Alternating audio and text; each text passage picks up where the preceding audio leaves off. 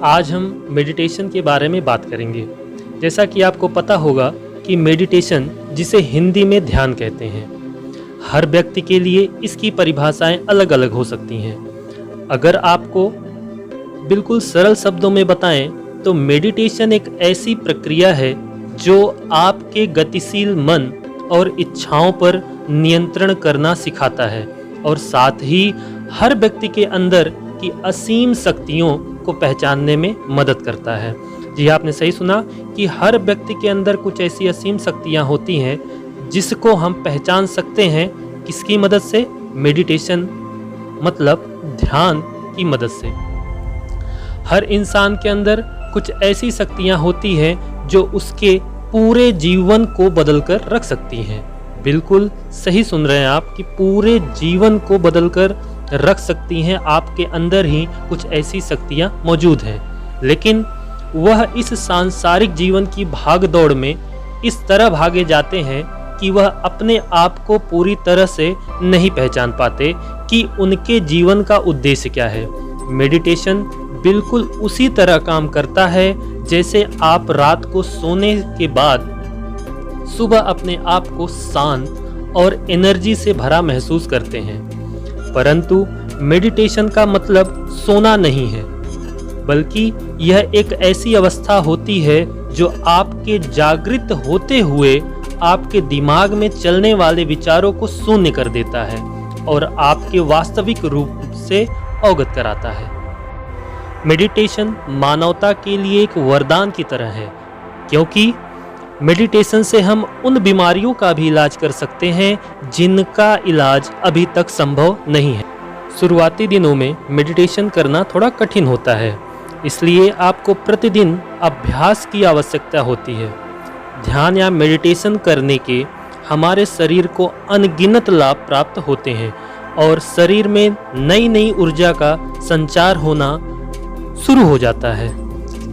आप मेडिटेशन कहीं भी और कभी भी कर सकते हैं, लेकिन सुबह 5 बजे से लेकर शाम 5 बजे तक का समय और शांत वातावरण को मेडिटेशन के लिए सर्वश्रेष्ठ माना जाता है। लेकिन उसमें से भी सुबह का समय ज़्यादा सर्वश्रेष्ठ माना गया है और साथ ही यह स्थिति आपको ध्यान करने में मददगार सिद्ध होती है।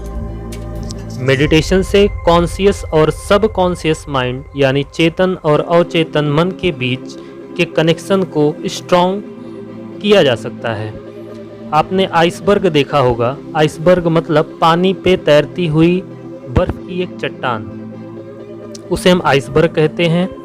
आपने देखा होगा वो पानी के ऊपर 10% और पानी के नीचे 90% होता है। ठीक उसी तरह हम कह सकते हैं जो हमारा कॉन्शियस मतलब चेतन मन होता है वो पानी के ऊपर का वही 10% हिस्सा है जो हमें आइसबर्ग के रूप में दिखता है, और बाकी बचा जो 90% जो पानी के नीचे है वो हमारा सबकॉन्शियस माइंड है। हमारा कॉन्शियस माइंड लॉजिकल होता है, जो क्वेश्चन करता है, आर्ग्यू करता है, जो सोच समझ कर डिसीजन लेता है, और दूसरी तरफ 90% सबकॉन्शियस माइंड होता है जो आर्ग्यू नहीं करता, जो आपके लाइफ को, फीलिंग को इन्फ्लुएंस करता है। यह आपके अंदर खजाने की तरह है। आपके सारे प्रॉब्लम के हल, सारे सवालों के जवाब सिर्फ और सिर्फ सबकॉन्शियस माइंड के पास होते हैं। तो सबकॉन्शियस माइंड को हमें ट्रेंड करना होता है और ट्रेंड करने का उपाय मेडिटेशन है। तो मेडिटेशन से हम अपने सबकॉन्शियस माइंड को ट्रेंड करके जो चाहें वो कर सकते हैं, जो गोल सेटअप करें उसको हम पा सकते हैं। उदाहरण के तौर पे आपने देखा होगा कि कई लोगों को उठने के लिए सुबह अलार्म की ज़रूरत पड़ती है और कई लोग ऐसे होते हैं जिनको सुबह उठने के लिए अलार्म की ज़रूरत नहीं पड़ती। वो अपने आप ही चाहे 4 बजे चाहे 5 बजे सुबह में उठ सकते हैं। ये क्यों हो पाता है?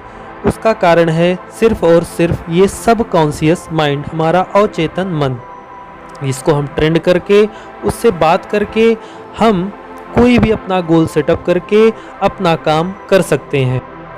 अभी तो हमने सिर्फ एक उदाहरण देखा, ऐसे ही हमारे सबकॉन्शियस माइंड के पास एक असीमित शक्ति होती है।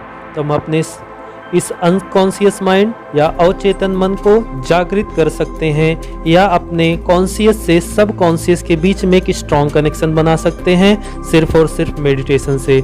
मेडिटेशन से हमारे ब्रेन पे सिर्फ साइकोलॉजिकल यानी मनोवैज्ञानिक प्रभाव ही नहीं, बल्कि इससे हमारे मेडिटेशन करने से ही एक फिजिकली इफेक्ट भी पड़।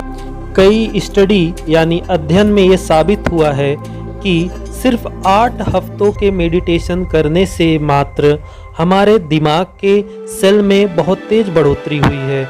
जो लोग मेडिटेशन नहीं करते उनका ब्रेन का साइज और जो लोग मेडिटेशन करते हैं उनके ब्रेन के साइज में बहुत ही अलग अलग इफेक्ट देखा गया है। तो हमने अभी तक जो भी मेडिटेशन के बारे में बात किया है, ये तो एक मेडिटेशन की एक छोटी सी जानकारी थी। हमारे साथ बने रहें। आगे आने वाले वीडियोस में हम आपको मेडिटेशन के बारे में या मेडिटेशन से हमें क्या बेनिफिट्स होते हैं उसके बारे में हम बात करेंगे।